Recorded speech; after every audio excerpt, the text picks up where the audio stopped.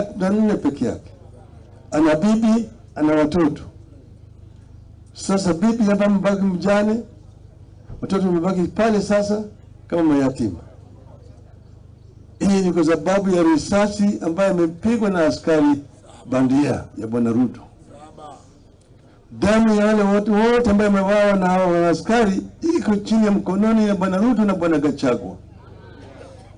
Hasa wao ndio walitoa amri kwa hao askari.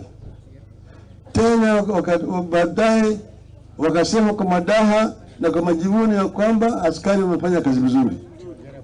Kazi ya kuua binadamu haiwezi kuwa kazi nzuri. Huwezi kujivuna Bwana Ruto ati askari yako wamefanya kazi nzuri kwa kuua watoto wa watu.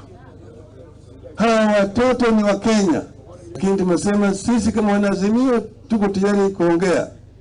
Tutaongea. Na tumewapatia wale jamaa na siku 30 kuongea. Baada ya siku 30 kama jamaa bado wamekaa ngumu, tutatoa amri nyingine. Tutatoa amri nyingine. Lakini wasipokuwa tayari kuongea na kukubaliana na sisi vile sisi tunataka, tumesema baada ya siku 30 Wakenya wataanza kuchukua hatua tofauti.